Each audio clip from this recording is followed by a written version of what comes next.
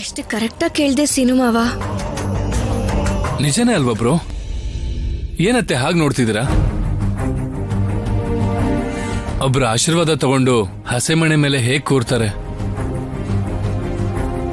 ಯಾವ ಶಾಸ್ತ್ರದಲ್ಲೂ ಹೇಳಿಲ್ಲ ಅನ್ಕೋತೀನಿ. ಇದೆಯಮ್ಮ, ಇದೆ. ನೀನ್ ಅರ್ಧಂಬರ್ಧ ಓದಿರೋದಕ್ಕೆ ನಿಂಗೆ ಗೊತ್ತಿಲ್ಲ. ಎಲ್ಲೇ ಆದ್ರೂ ಕೂಡ ಜೋಡಿಯಾಗೇ ಇರ್ಬೇಕು. ಮತ್ತೆ ಪುರೋಹಿತರು ಒಬ್ಬರೇ ಬಂದಿದ್ದಾರೆ.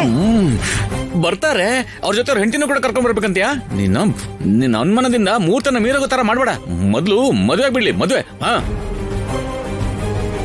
ಆದ್ರೆ ಆಶೀರ್ವಾದ ಮಾಡೋಕೆ ಶಾಸ್ತ್ರಗಳು ನಿಯಮಗಳು ಇದ್ರ ಅವಶ್ಯಕತೆ ಏನು ಇರಲ್ಲ ಅಂತ ಅನ್ಸುತ್ತೆ.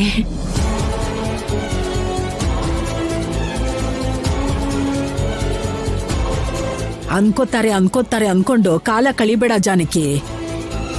ತಾಳಿ ಕಟ್ಟಿದ್ಮೇಲೆ ಒಂದೇ ಸಲ ಎಲ್ರೂ ಕಲಿಗೋ ಬೀಳಿಸ್ಬಿಡೋಣ ಬಿಡ್ರಿ. ಮೊದ್ಲು ತಾಳಿ ಕಟ್ಟಿಸ್ಬಿಡ್ರಿ. ಏಯ್ ಸರಿ, ಇಬ್ರು ಕೂರ್ಸಿ. ನಾನು ಹೋಗಿ ಕಿಶೋರ್ನ ಕರ್ಕೊಂಡ್ ಬರ್ತೀನಿ. ಭಾವನವ್ರೆ,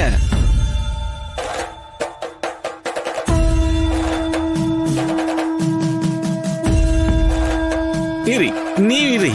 ಏನಕ್ಕೆ ಭಾವನವ್ರೆ? ನಾನಿರ್ಬೇಕಾದ್ರೆ ನೀವ್ಯಾಕೆ ಶ್ರಮ ತಗೋತೀರ ಭಾವನವ್ರೆ? ಬೀಗರು 1 ನಿಮಿಷ ಇರು ಅಂತ ಹೇಳಿದ್ರು ಸರಿ, ಆಗಲ್ಲ ಅಂತ ಹೇಳ್ಬಿಟ್ಟು ಅವ್ರನ್ನ ಭುಜದ ಮೇಲೆ ತಗೊಂಡು ಇಲ್ಲಿಗೆ ಬಂದ್ಬಿಡ್ತೀನಿ. ಆ ಕೆಲ್ಸ ಮಾಡು. ಇಷ್ಟ ದಿನಕ್ಕೊಂದ್ ಒಳ್ಳೆ ಕೆಲ್ಸ ಮಾಡಿದ್ಯಾ ಅನ್ಕೋತೀನಿ. ಹಾಗೇನಾದ್ರು ಮಾಡಿದ್ರೆ ನನ್ ಕತೆನ ಮುಗ್ದಂಗೆ. ಏಯ್, ನೀವು ಕೂತ್ಕೊಳ್ರ. ಕೂತ್ಕೋ. ಶಾಸ್ತ್ರ ಶುರು ಮಾಡ್ಬಿಡಿ. ನಾನು ಕರ್ಕೊಂಡು ಬರ್ತೀನಿ ಅವ್ರನ್ನ. ನಾನು ಕರ್ಕೊಂಡ್ ಬರ್ತೀನಿ. ಕಿಶೋರ್ ಅವರೇ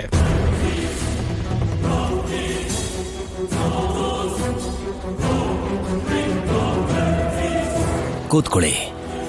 ಓಂ ಗಣಾನಾನ್ತ್ವಾ ಗಣಪತಿಗುಂ ಹವಾಮಹೇ ಕವಿಂ ಕವೀನಾಮುಪಮಸ್ರವಸ್ತಮಂ ಜ್ಯೇಷ್ಠರಾಜಂ ಬ್ರಹ್ಮಣಸ್ಪತ ಆನಶೃಣ್ವನ್ನೋತಿಭಿಸ್ಸೇದಶಾದನಂ. ಹೋಗೋದಷ್ಟೇ, ಕರ್ಕೊಂಡ್ ಬರೋದಿರಲ್ಲ ಅಂತ ಅನ್ಸುತ್ತೆ. ಅವ್ರ ಪರಿಸ್ಥಿತಿ ಹೇಗಿರತ್ತೋ ಏನೋ. ಇವರಲ್ಲಿ ಹೋಗ್ತೀನಿ ಅಂತಿದ್ದಾರೆ. ಅವ್ರನ್ನ ಹಾಗೆ ನೋಡಿದ್ರೆ ಏನ್ ಪರಿಸ್ಥಿತಿ? ಪುರೋಹಿತ್ರೆ, ಇದಕ್ಕೂ ಮುಂಚೆ ಸೀನು ಬ್ರೋ ಆದ್ಯಾಗೆ ಆಲ್ರೆಡಿ ತಾಳಿ ಕಟ್ಟಿರೋದ್ರಿಂದ ಇವಾಗ ಫಸ್ಟ್ ಇಂದ ಏನ್ ಮಂತ್ರ ಹೇಳೋ ಅವಶ್ಯಕತೆ ಇಲ್ಲ ಅನ್ಸುತ್ತೆ. ಡೈರೆಕ್ಟ್ ಆಗಿ ತಾಳಿ ಕಟ್ಸ್ಬಿಡಿ. ಅದು ಜಾಸ್ತಿ ಸಮಯ ತಗೊಳ್ಳಲ್ಲಪ್ಪ.